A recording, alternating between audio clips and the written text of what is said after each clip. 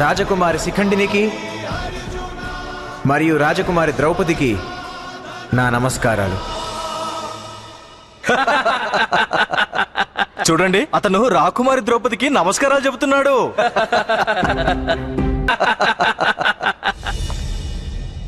ప్రతి ఒక్క స్త్రీని దుర్గామాత ప్రతిరూపం అంటారు. ఒక స్త్రీని గౌరవించలేనివాడు సమర్థుడు కాజాలడు. ఓ బ్రాహ్మణ కుమారుడా, పొరపాటున రాజకుమారితో వివాహం జరిగితే నీవు ఏం చేస్తావు? రాజకుమారుని నీ పత్నిగా భావిస్తావా, లేక ఏదైనా మందిరంలో దేవతగా స్థాపిస్తావా? ప్రతి ఇల్లు మందిరమే అవుతుంది యువరాజా రుక్మి.